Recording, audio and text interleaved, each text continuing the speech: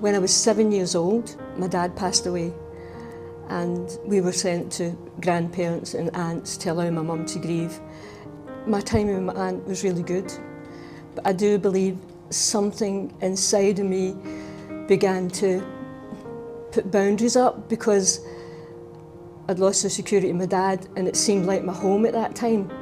That in turn led my life to be governed more or less by a kind of agoraphobia.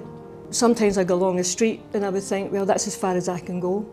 And that impacted the rest of my life. As I got older, I went to the doctor thinking I was going to get some kind of cure, or he was going to give me some kind of cure. And he gave me pills just to calm my anxiety. But you know, it wasn't a pill I needed, it was a person I needed, and that person was Jesus.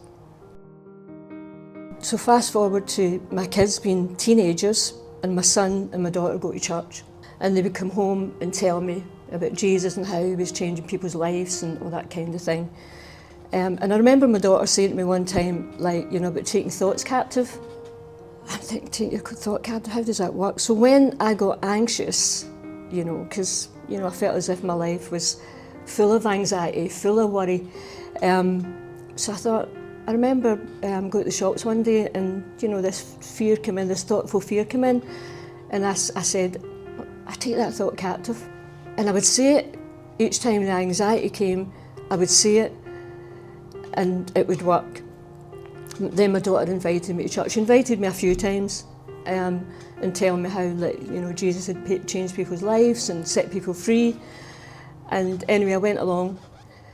And at that time, you had to, they were doing an altar call, but you had to physically get up off your seat and go down the front. And I was thinking, I don't think I can do that. I couldn't get up off my seat. I don't think I could do that and walk down the front. But I said a silent prayer to myself. I thought, but if somebody came and took me down, I would go. And this girl came over, who's became a lifelong friend, and said, do you want to go down the front? So I go down the front, said the prayer, and gave my life, gave my heart to the Lord. And I just felt like after that, like there was a peace there, because all of a sudden I knew, like, you know, that this Jesus was going to change my life, and, you know, I was going to be able to do things that I couldn't do before. So I would push the boundaries of where I would go, and gradually, like, I would go a wee bit further. I remember my first long bus journey, which seemed simple to other people, but I felt as if, like, you know, somebody just saying you want to go to the moon. It was like that. And I remember standing at the bus station with my husband and thinking, because I'd lived with it so long, there was that feeling of like, what are you doing? Like, you know, you can't do that, to go on the bus. And everything in me wanted to backtrack. But when I went on the bus and actually sat on the bus, that's when the peace came. So my next big thing was a flight. And it was just a short flight, it was just my daughter's. But once again, it was very huge to me. I remember being in the airport thinking, oh, maybe something will go wrong, I won't have to go on the flight. And then I would pray and I would say, well, Lord, you say I can do all things because you strengthen me. So I say that over and again, oh Lord, you can strengthen me, I can do all things in Christ Jesus. And once again, when I'm on the plane, that's when the peace came.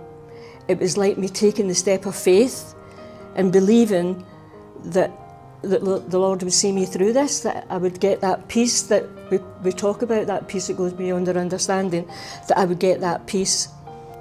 I remember at takeoff that I cried.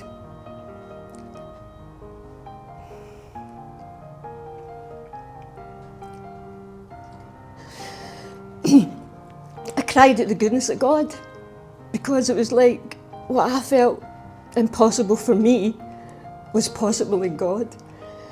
It's like just such a freeing feeling, and just being up in the clouds I felt closer to God. It was just such an amazing feeling to overcome.